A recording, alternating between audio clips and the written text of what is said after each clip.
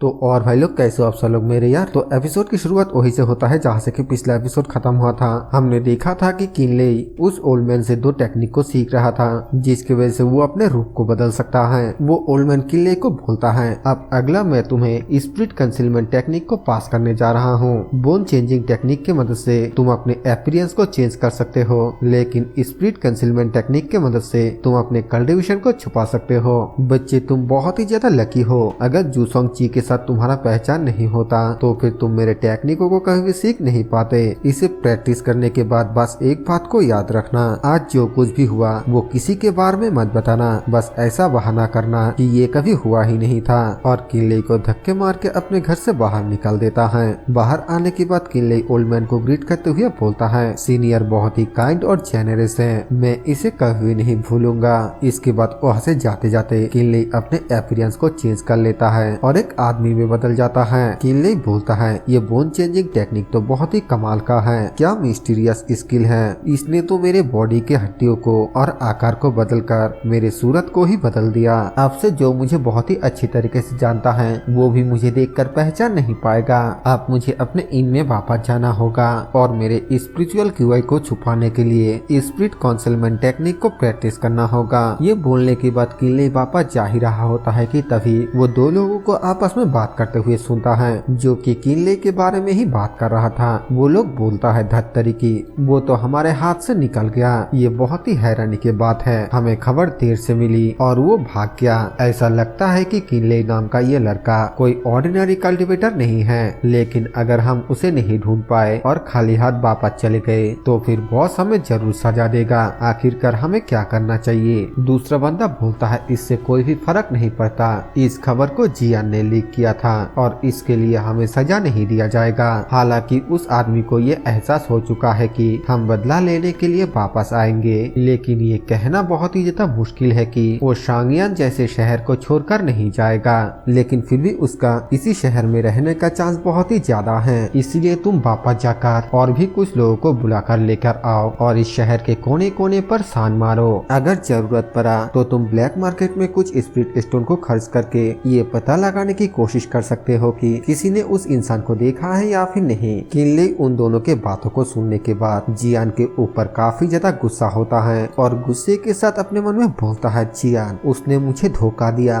वो दिखने में बहुत ही ईमानदार लग रहा था और उसने ये कसम भी खाया था कि वो मेरे रहने की जगह के बारे में किसी को भी नहीं बताएगा। मैंने ये कभी नहीं सोचा था कि वो एक दिन के अंदर ही मुझे धोखा दे देगा। वो कितना बड़ा गद्दार है। ये अच्छी बात था कि मैं तेजी से वहाँ से भाग गया था, वरना आज रात मेरे ऊपर बहुत ही बड़ा मुसीबत आ जाता। एक जेंटलमैन बदला लेने के लिए कभी भी जल्दबाजी नहीं करता है। आप मैंने बोन चेंजिंग टेक्निक और स्पिरिट कंसीलमेंट टेक्निक को सीख लिया है, लेकिन मेरे लिए बदला लेना आसान नहीं होगा। अगर मैंने जल्दबाजी की तो फिर सबको मेरे पहचान के बारे में पता चल जाएगा। खास तौर पर अभी के सिचुएशन में बिशुई गैंग के लोग हर तरफ नजर रखा हुआ है और हो ना हो वो जियान के ऊपर भी नजर रखा हुआ है और गैंग के उस पर नजर रखते हुए जियान को ढूंढ पाना मुश्किल होगा। इस शांग युआन शहर में भले ही तुम बदला लेना चाहते हो, पहले तुम्हें ताकतवर बनना होगा। ऐसा करने का एकलौता तरीका पीछे हटना और प्रैक्टिस करना है। इसके बाद टाइम बहुत ही तेजी के साथ गुजरने लगता है और किनले बहुत ही हार्ड ट्रेडिंग और कल्टीवेशन करने लगता है, जो करते करते लगभग 3 साल गुजर जाता है और इन 3 सालों में किनले ब्रेक थ्रू करके लिंगजू रियलम के 6 लेवल पर पहुंच जाता है। किनले बोलता है, किन फैमिली के पर्पल यंग सीक्रेट टेक्निक की मदद से मुझे लगा था कि मैं सिर्फ लिंगजू रियलम के लेवल 5 तक ही पहुंच पाऊंगा, लेकिन मैं लिंगजू रियलम के 6 लेवल तक पहुंच गया। इसमें और इम्प्रूव करना बहुत ही ज्यादा मुश्किल है। आप मुझे बाहर जाकर प्रैक्टिस करने के लिए कोई दूसरा टेक्निक ढूंढना होगा और फिर जियान से निपटना होगा, वो आदमी जिसने ग्लोरी के लिए अपने दोस्तों को ही बेच दिया। मैंने तुम्हें जीने के लिए 3 साल दिया है और ये तुम्हारे लिए काफी था। अब वक्त है इसकी भरपाई करने का। इसके बाद किनले अपना भेष बदलकर जियान को ढूंढने के लिए प्लम गली शहर के पूर्व में पहुंच जाता है और तभी वहां पर किनले का नजर जियान और यूजियांग के ऊपर पड़ जाता है, जो कि वहीं से गुजर रहा था। जियान यूजियांग को बोलता है, यूजियांग कमीने, मैं तुम्हें कभी भी नहीं जाने दूंगा, भले ही मैं एक भूत क्यों न बन जाओ। और तभी यूजियांग जियान को एक जोरदार लात मारता है और उसको बोलता है, अगर ये शेंगुआन शहर नहीं होता तो फिर मैं तुम्हें बहुत पहले ही मार चुका चुका होता। किनले ये सब कुछ वहीं पे छुप कर देख रहा था और तभी वहाँ पर रुओमेई आ जाती है और वो बोलती है, यू जिहांग आखिरकार तुम ये क्या कर रहे हो। यू जिहांग बोलता है, ओ तो ये छोटी बहन रुओ है, तुम खुद ही इससे क्यों नहीं पूछते हो कि इसने क्या किया। हम पी रहे थे और ये भाग गया। हमें दिखाया जाता है कि रुओमेई जियान को हिल कर रहा होता है और यू जिहांग बोलता है, वैसे भी तुमने उस लड़के के लिए अपने कल्टीवेशन को बर्बाद कर दिया जिससे तुमने बस मिले ही थे। अगर उस वक्त तुमने बॉस को किनले के बारे में बता देते तो फिर आज तुम्हारा ये हालत नहीं होता। तुम तो बहुत ही ज्यादा बेवकूफ हो। अब तुम्हारा क्या होगा? क्या किनले तुम्हारे पास वापस आएगा? तुम खुद ही देखो, वो तो तुम्हें एक दोस्त के तरह भी नहीं समझता है। अगर वो तुम्हें एक दोस्त मानता तो एक न एक बार वो तुमसे मिलने के लिए जरूर आता। और मैं तुमसे भी कह रहा हूँ रुओ, अगर ये फिर से होता है तो फिर मुझे रूट बनने के लिए ब्लेम मत करना। और फिर वहाँ से जाते हुए बोलता है, तुमने सच में मुझे गिल्टी दिखाने की कोशिश की। तुम्हें लगा कि तुम वही पहले वाले जियान हो जो तुम 3 साल पहले थे।